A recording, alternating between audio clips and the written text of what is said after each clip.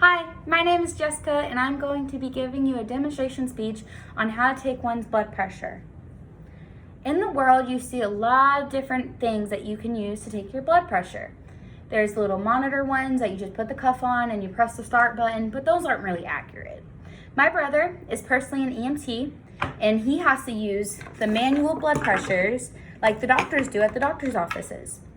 And he taught me how to do this, and I'm very thankful because it is very handy and also works great with me trying to be a teacher.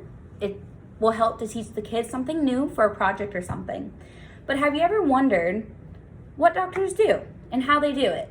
They have to go through a lot of schooling to find the exact processes on how to take something of someone, like blood pressure, scans of the brain, MRIs, anything like that. So, there's actually 4 steps to taking one's blood pressure. And there are 2 things that you need. The blood pressure cuff connected to the aneroid meter in the balloon to take the blood pressure. And you also need a stethoscope. So the first step in taking manual blood pressure is have a person sit down and relax. Are you relaxed? Yes. And have their arm very relaxed, straight out on a table. And then you look at their elbow, crease in the inside, and you find their artery right here. And that's where you would put these 2 wires connected to the balloon and the artery to find the blood pressure. So for example, put this on the blood pressure. There is a mark right here that says artery mark, and you line that up with my assistant's artery. Wrap it around their arm. Make sure it's not too tight because you're going to make it tighter doing the blood pressure.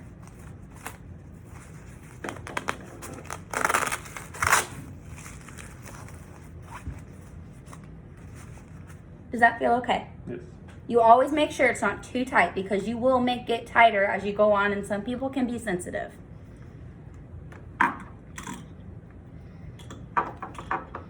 You have this monitor in your left hand. This is the aneroid monitor. And this is the balloon that controls the pressure that you're pressuring.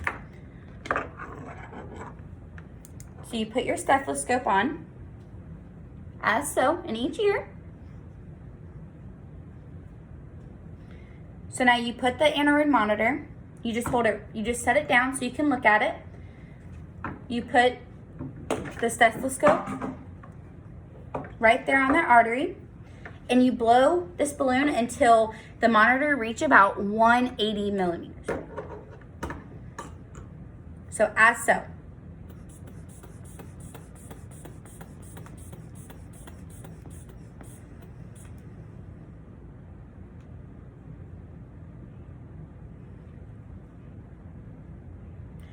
So the third step is to look at the aneroid monitor, and when you first see the needle bumping or bouncing off the number, that's the very first number that you would do. And the last number is when the heartbeat stops. So here we go. You release some pressure.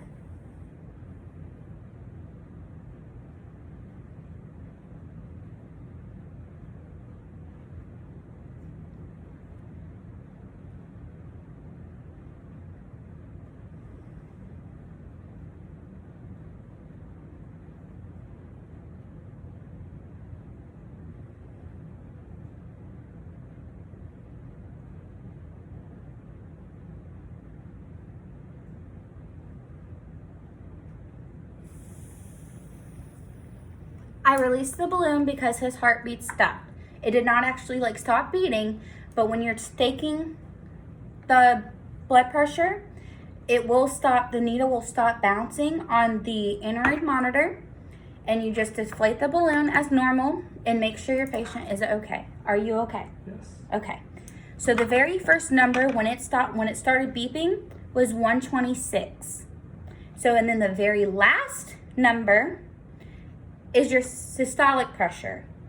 That's what causes the blood pressure. So it's basically, it is a fraction, 1 over a number. So his was 126 over 62. And if you look it up, that is pretty good numbers. You're not dead. So you're not dead.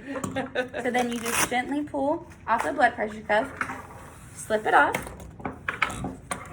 and you wrap it up and you put it on the side. At the end of the two numbers, that is your final blood pressure reading. So again, it was 126/63. And that is how you take one's blood pressure. So there's 4 easy steps, and I hope you really enjoy this video. But let's recap a little bit. Have you ever thought about the very first question I asked in the video of my speech? How do doctors do what they do? A lot of us are very curious, and I just gave you 4 simple steps to take one's blood pressure, and there's only 4.